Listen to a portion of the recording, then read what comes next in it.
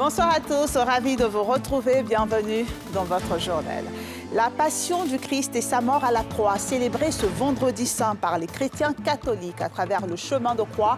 Ils ont mimé les 14 stations allant de l'arrestation à la crucifixion en passant par la condamnation de Jésus. Dans ce journal, nous irons dans certaines communes. Une unité frauduleuse de boissons frélatées démantelée ce vendredi par la gendarmerie dans une cour commune de Trècheville. Les produits destinés à la contrefaction d'alcool ont été saisis et 7 personnes interpellées, vous le verrez. Et puis la Russie menace de suspendre l'accord sur les exportations de céréales ukrainiennes si les entraves à la vente des produits agricoles russes persistent. Nous sommes le vendredi saint, un jour important pour les chrétiens catholiques qui célèbrent la passion du Christ et sa mort à la croix. Ils ont mimé les 14 stations allant de l'arrestation à la crucifixion en passant par la condamnation de Jésus-Christ, d'où le chemin de croix. La semaine sainte entamée depuis lundi s'achèvera avec la nuit pascale du samedi saint au dimanche de Pâques. Et pour rappel, depuis le 22 février, ils ont entamé 40 jours de jeûne et de prière par l'imposition des cendres. Le reportage de Nadia Eja. Paroisse Notre-Dame de l'Espérance de Faya. Landry Sémian se prépare à mimer en compagnie d'autres fidèles la Passion du Christ. Ce temps fort de la spiritualité pour les chrétiens catholiques requiert prière et concentration, car il relate les derniers moments de la vie de Jésus sur terre. Je me dis que c'est ce qu'on doit faire. C'est ce qu'on doit faire aujourd'hui pour pouvoir montrer au monde entier et à notre communauté que le Christ a souffert et cette souffrance était pour nous racheter. Au-delà du jeu, des actions que nous allons faire, ce que nous voulons que le peuple de Dieu puisse retenir, c'est de croire réellement en notre Jésus-Christ ressuscité et vivant. Et que ce acte que nous allons poser puisse nous aider à nous convertir tous les jours afin de comprendre que Dieu nous aime. Sous le soleil ardent, ces centaines de fidèles sont présents pour rencontrer Jésus-Christ à travers le chemin de croix. Ce n'est pas du théâtre, ce n'est pas du folklore, c'est un moment de prière, de recueillement. C'est ici qu'il convient effectivement que chacun puisse porter ses misères, ses souffrances, reconnaître son péché et demander la grâce de Dieu, implorer ses faveurs, ses bénédictions pour que notre vie tout entière, n'est-ce pas, puisse être plongée dans la mort et résurrection de Jésus, c'est-à-dire que nous puissions mourir au péché et renaître avec lui au jour de la résurrection. Entre prière et méditation, ils prennent la pleine mesure du sacrifice du Fils de Dieu pour sauver l'humanité. En se dépouillant de sa condition divine pour s'offrir en sacrifice à la croix, Jésus donne un message fort à ceux qui sont emmenés à le suivre. Chaque fois que nous vivons une épreuve, que nous vivons des difficultés, que nous vivons notre passion, rappelons-nous que Jésus l'a vécu avant nous, qu'il est passé par la souffrance, qu'il en est mort et qu'il est ressuscité. Bien souvent, lorsque nous sommes au cœur des épreuves, malheureusement, nous mettons Dieu au banc des accusés. Nous nous plaignons de Dieu en nous demandant qu'est-ce qu'on a bien pu faire à Dieu pour vivre cette épreuve. Je rappelle à tous ceux qui m'écoutent en ce moment que Jésus est fils de Dieu. Il ne méritait même pas la passion, il a accepté pour les pécheurs que nous sommes. Le chemin de croix se vit en 14 stations. Il sera suivi par la commémoration de la résurrection de Jésus au jour de Pâques. Et c'est le deuxième démantèlement important de cette année à la grande joie du ministère du Commerce. Le premier remonte au mois de février dans la commune d'Anyama. La gendarmerie nationale a démantelé ce vendredi saint dans une cour commune de Trècheville une unité frauduleuse de production de boissons frélatées. Un important lot de bouteilles, cartons, bouchons et stickers destinés à la contrefaction d'alcool et d'autres boissons de marque a été saisi. Le reportage de Thiemé Dandji. Abidjan-Trècheville, avenue Nanan Yamousso. Des agents du groupement de renseignement de la gendarmerie nationale se déportent sur une nouvelle cachette de conditionnement de boissons frelatées et spiritueux de marque. Dans leur viseur, une cour commune en apparence d'habitation. Sur les lieux, une découverte insolite. 9 pièces transformées en entrepôts de bouteilles d'alcool, prêtes à être conditionnées. Vous allez voir les bouteilles vides de boissons alcooliques de diverses marques. Voilà, ce qu'on appelle communément le dendé. Outre les bouteilles, une importante quantité d'emballages de diverses marques prêtes pour le service. Nous avons les bouchons, nous avons les fermetures, nous avons des étiquettes d'un importateur qui est régulièrement établi dans notre pays. Voilà. Donc vous voyez, tout ceci peut faire l'objet d'imitation, de falsification. À l'entrée, des bouteilles déjà conditionnées de grandes marques, prêtes pour le marché. Au mépris de la santé des populations, une menace que les gendarmes permettent ainsi de lever. Sur renseignement, nous avons fait irruption dans une cour à Trècheville où nous avons interpellé 7 individus qui étaient en train de conditionner des bouteilles de boissons frélatées. Alors, suite à cette interpellation, nous avons gelé les lieux et fait appel au ministère du Commerce, notamment le service des répressions, pour l'enlèvement. Je profite de l'occasion pour lancer un appel aux populations relativement à la collaboration avec la Gendarmerie nationale, à l'effet de mettre fin à ce genre de pratiques-là, nuisibles à l'économie et à la santé des populations. Cet autre recoup de filet des agents de la maréchaussée ivoirienne fait le bonheur de la direction de la répression des fraudes du ministère du Commerce et de l'Industrie, annonçant dans la foulée la couleur de la traque aux acteurs des pratiques de contrebande et de contrefaçon. On a 2 qualités de boissons. Nous avons les champagnes et des boissons, des liqueurs. C'est assez grave. C'est l'occasion pour nous aujourd'hui, au nom de nos responsables hiérarchiques, de dire merci également à la gendarmerie nationale qui nous permet aujourd'hui encore de faire une telle découverte et de démanteler ce réseau. Mais cela ne va pas s'arrêter là. Nous allons poursuivre. Parce que quand vous regardez, vous savez très bien que ces bouteilles vides feront l'objet de reconditionnement avec de l'alcool. Donc ce qui veut dire que certainement, il y a une industrie cachée qui s'apprêtait à accueillir tous ces emballages-là pour pouvoir faire ce reconditionnement. D'où l'essence même de l'enquête qui va se poursuivre avec nos partenaires, les services de l'État, de la gendarmerie. Lors de la descente opérationnelle, 7 présumés impliqués dans ce commerce illégal sont interpellés. Transférés à la brigade de Trècheville pour nécessité d'enquête, ils refusent les faits mis à leur charge. Quoi qu'il en soit, les enquêtes ouvertes vont permettre à terme de situer toute responsabilité. En attendant, l'importante cargaison saisie a été remorquée. Destination, la décharge pour incinération. La Côte d'Ivoire veut accélérer la transformation locale de noix de cajou. La 4e édition du Salon international des équipements et des technologies de transformation de l'ANACAD a été lancée ce jeudi 6 avril à Abidjan. Ce salon est une tribune pour attirer davantage d'investissements dans les zones agro-industrielles destinées à l'ANACAD dans la partie centre et nord du pays. Les précisions de Pierre Dipomélin et de Fulgence Kissidou. Palais de la culture de Trècheville. 2e journée du CIETA, Salon international des équipements et technologies de transformation de l'ANACAD. Dans l'esplanade, des stands d'équipements et de produits dérivés de la noix de cajou. La grande attraction, cette unité de transformation Made in Côte d'Ivoire. Une première du genre, toute la chaîne a été montée par des techniciens et ingénieurs ivoiriens. La première chaîne, nous l'avons commercialisée sur le Sénégal. Et c'est la première fois que nous la présentons ici en Côte d'Ivoire. C'est une machine qui fait minimum 5000 tonnes par an. On peut aller jusqu'à 7500 tonnes si on fait 3 quarts. Elle est conçue pour travailler au moins 16 heures sur 24. C'est une chaîne qui est continue, automatisée, avec une commande centralisée. On a une supervision centralisée. Toutes les informations qui se font dans la chaîne, elle est maîtrisée. Si vous avez cette usine, même si vous êtes dans votre village, vous savez combien a été décortiqué les poids qui ont été traités dans l'usine.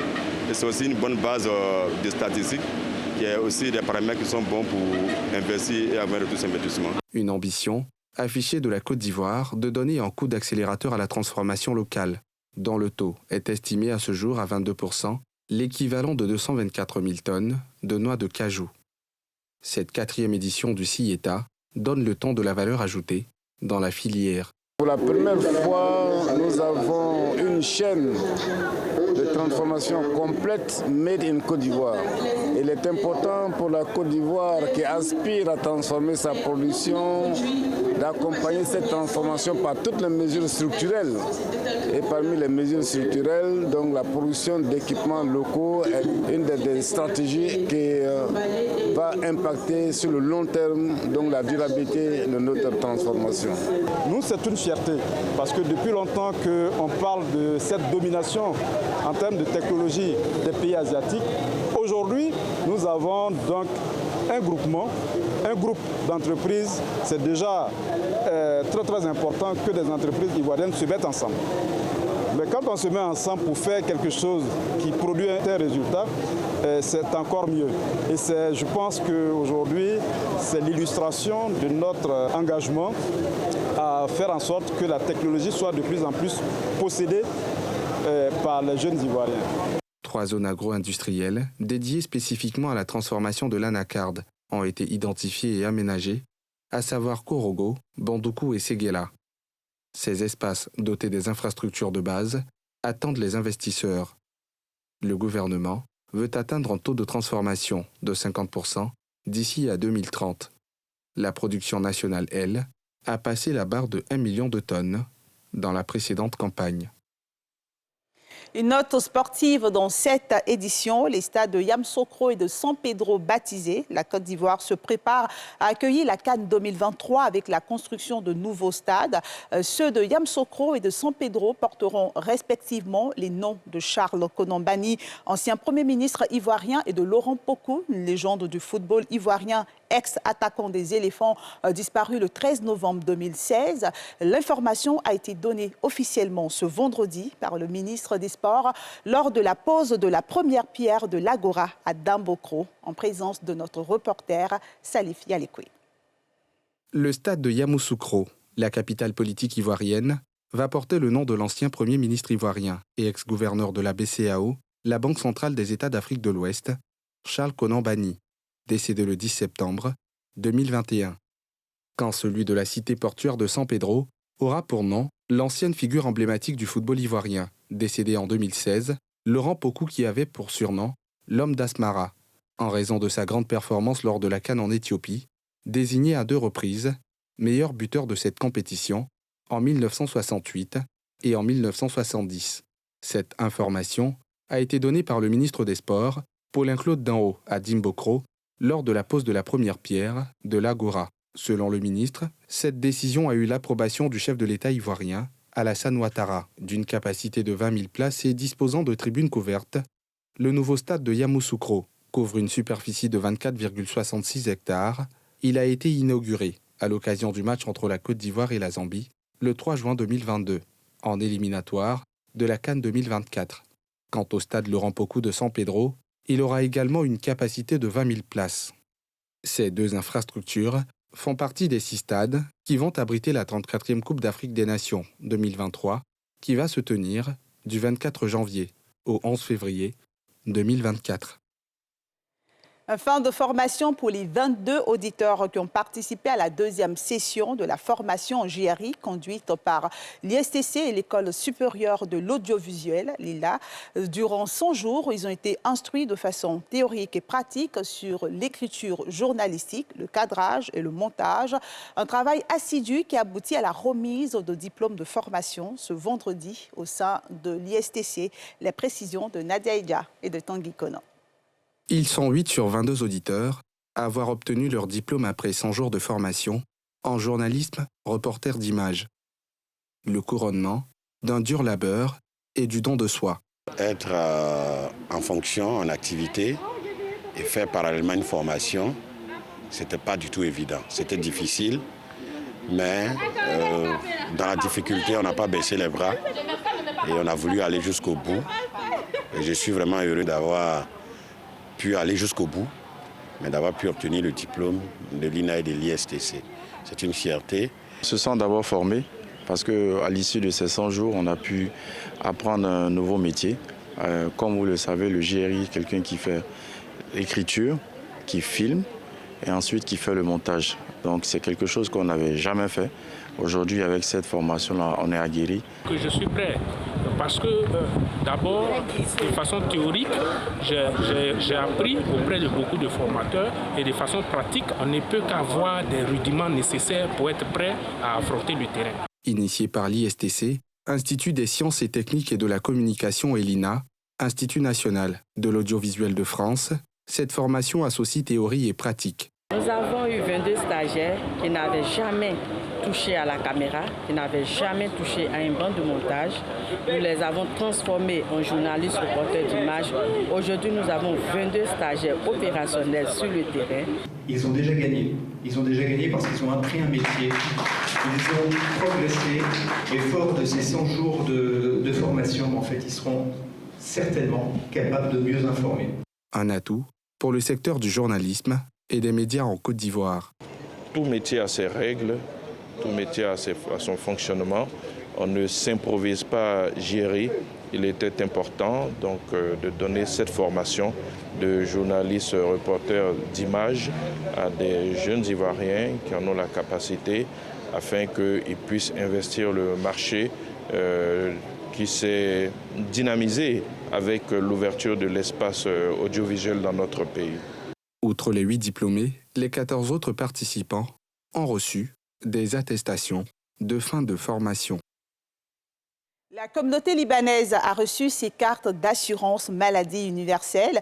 Le directeur général de la Caisse nationale de l'assurance maladie, Bomba Karim, a remis 3500 cartes aux membres de la communauté libanaise qui se sont fait enrôler. Cette opération ne concerne pas uniquement les Ivoiriens, mais tous ceux qui résident sur le sol ivoirien. Et cette action devra servir d'exemple aux autres communautés vivant en Côte d'Ivoire, a-t-il indiqué au cours de cette cérémonie suivie pour vous par Issa Koné.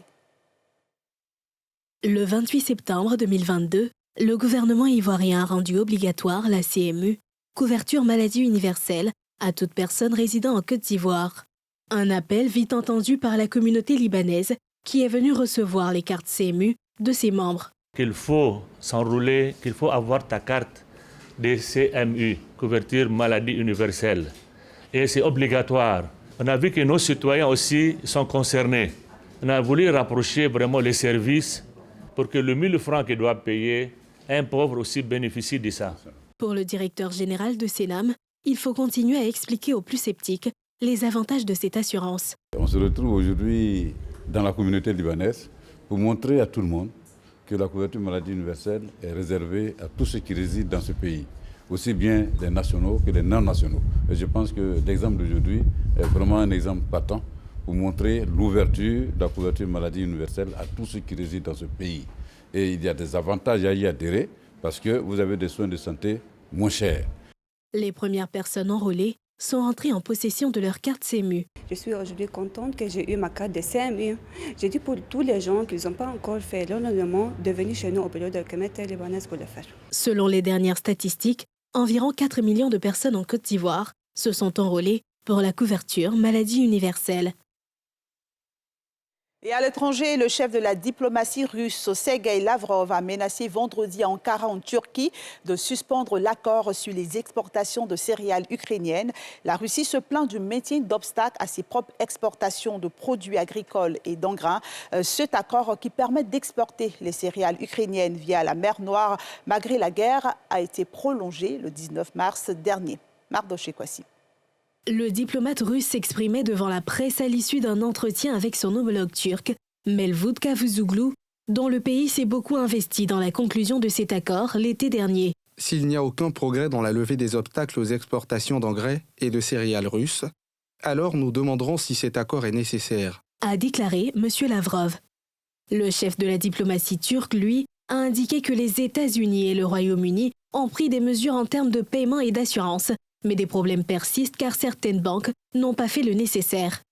Moscou a proposé 60 jours plus tôt que la reconduction tacite initialement convenue de 120 jours, en insistant sur le respect de l'autre volet de l'accord qui concerne ses propres exportations d'engrais.